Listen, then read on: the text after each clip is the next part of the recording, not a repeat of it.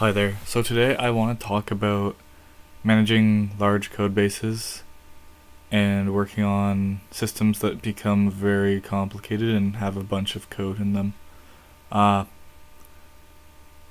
to put this in kind of like a concrete way, we're going to be thinking about a game engine, but it applies to any other large code base. Also in the background we have just a video here of like my newest updates. Well, not newest updates, but another program that I've kind of made with my game engine, which is like the Toolbox engine, which uses like OpenGL and stuff like that. So in this one, there's some lighting going on.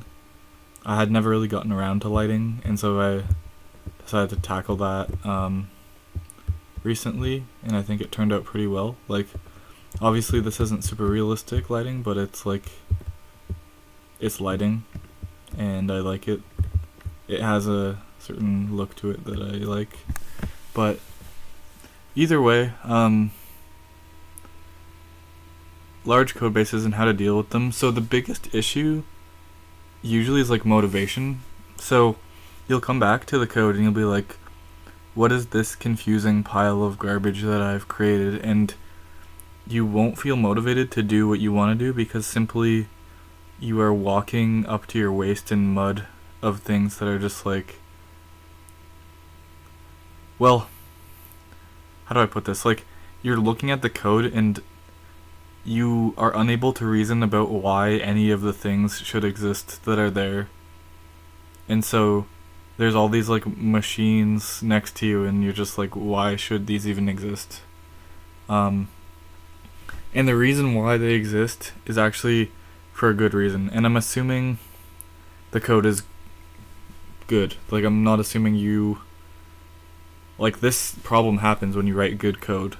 It's not just like when you're in some like really bad code base or something. So the reason why all those machines exist is because there's a story to your code base. There is a sequence of updates and changes that happen to your code base over time that made it what it is right now. And it just so happens that at the current moment you are not really remembering what that story was, and that's completely fair because sometimes you just want to write code and not be thinking about those things. So there's two things you can do. You can either abstract away stuff insofar that you don't have to think about,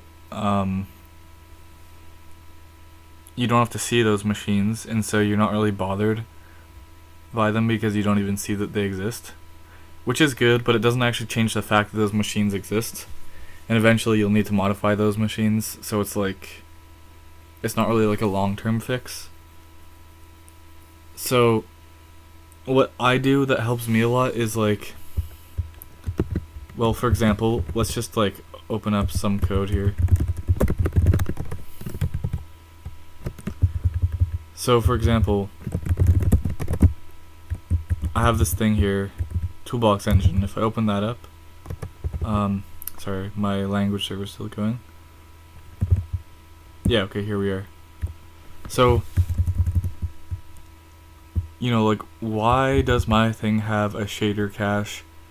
If I'm a new programmer, I'm gonna say, what the hell is a shader cache? What is a batcher? But then there's things that are like, okay, I know what that is. So like, okay, this is clearly an input graphics sound menu.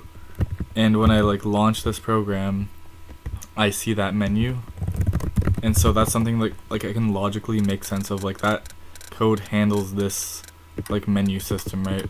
Here's input graphics sound, right? So it's like there's certain things that like are self-explanatory and you don't need something to explain them, but like, what is a batcher, right? And so what you probably should do, which I haven't done, and this just happens over time, you fill in these details. Like, you should have a comment describing exactly why this exists, not like just what it does, but like the story of it. And so the story for the batcher would be something like this. you learn OpenGL and you'd want to draw your objects to the screen. For example, like the ball, the cone, the torus. And initially, your method for doing that was just like by doing a draw call for each object, which made it so that you had like low FPS. And then you were like, okay, I need a better way of doing this, and so you came up with like a system to batch together the geometry before you do the draw call, and then you get more FPS, right? So in theory, I could call this thing machine that gives me more FPS, because that's actually what it does, right? It's like, you could do that, but I called it the batcher just because it describes what it's doing and I understand it, but it's not really describing it for other people. So that one requires a bit of a story to be understood, but that should, like, as a programmer now, you're no longer at unease about why that system should exist. You're just like, oh, okay, it needs to exist because I want to get more FPS, and it allows me to do that. And so when you know the story behind the machines in your engine, then you will feel at ease and you will want to work on the project, because you don't feel like you're overwhelmed by a bunch of things that you don't understand or understand why they should even be there in the first place. And so that's kind of the main part of it. The other part of it is like being able to reuse your machines over and over. So the way that you could do this, which is very bad, is by like literally copying the source code from like one place to another. In multiple different projects. And the reason why that's bad is because whenever you improve one of those machines, then you have to copy paste those changes to every other place that it's used in different projects, not in like the same project. And so there's no way to like broadcast out an update about like a small machine. And so that's why another part of this is like having good infrastructure to allow your subsystems to be updated and have it reflected in all projects that use your engine. So that allows like updates to be continually like pumped out to your old projects so that they like run better and are not just like untouchable because they use some really old version of a subsystem. And so for me, I facilitate managing those subsystems by using submodules. So I guess if I like show you what the batcher or something, maybe like the shader cache. So if we go to GitHub, shader cache, not that one, but the shader cache itself.